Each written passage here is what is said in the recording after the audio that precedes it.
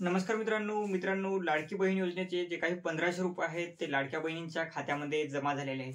परंतु लाडक्या बहिणींना आता 3000 रुपये जे मिळणार होते त्याऐवजी 1500 रुपये का मिळाले व 1500 रुपये जे आहेत ते कधी मिळणार याची सविस्तर माहिती आपण आजच्या या व्हिडिओमध्ये पाहणार आहोत। तर व्हिडिओ शेवटपर्यंत पहा व तुम्ही जर आपल्या चॅनलवरती नवीन आला असाल तर चॅनलला सबस्क्राइब करून बेल आयकॉनला ऑल करा।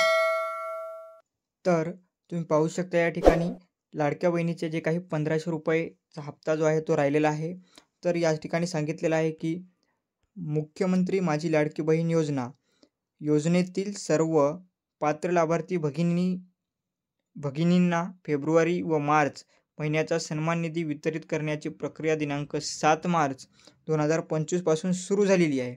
यांनी आदित्य तटकरे मॅडमनी सांगितल्याप्रमाणे की जी काही फर्स्ट इन्स्टॉलमेंट जी आहे म्हणजे जी काही इन्स्टॉलमेंट आहे ती 7 मार्चला सुरू झालेली आहे आणि आता फेब्रुवारी महिन्याचा हप्ता जो आहे तो जमा झालेला आहे।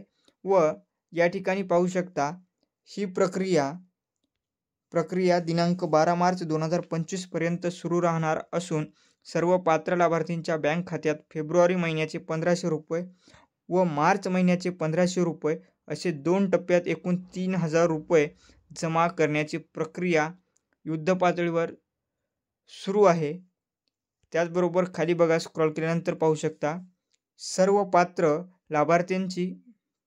लाभार्थ्यांना दोन्ही महिन्याचा लाभ मिळणार असून याबाबत महाराष्ट्रातील सर्व लाडक्या बहिणींना निश्चिंत राहावे। म्हणजे जे काही हप्ता जो काही 1500 रुपयाचाच हप्ता जमा झालेला आहे तर त्यांनी सांगितल्याप्रमाणे तुम्ही पाहू शकता 7 मार्चला जी काही प्रक्रिया आहे ती सुरू झालेली आहे व आता लाडक्या बहिणीच्या खात्यामध्ये 1500 रुपये जे आहेत ते जमासुद्धा झालेले आहेत व राहिलेले जे काही 1500 रुपये आहेत ते आता तुमचे जवळपास 12 मार्चपर्यंत जे आहेत ते येऊन जातील। 12 मार्चपर्यंत तुमचे पैसे 1500 रुपये तुमच्या खात्यामध्ये जमा होणार आहेत, कारण हे पैसे जे आहेत ते 2 टप्प्यामध्ये जमा केले जात आहेत। त्यामुळे तुम्ही निश्चिंत राहा, तुमचे जे काही 3000 रुपये आहेत ते तुमच्या खात्यामध्ये जमा होणार आहेत। तर अशाच माहितीसाठी आपल्या श्रीकांत यूट्यूब चॅनलला सबस्क्राइब करून बेल आयकॉनला ऑल करा, कारण अशीच नवनवीन माहिती आपल्यापर्यंत आम्ही पोहोचवत असतो। तर धन्यवाद।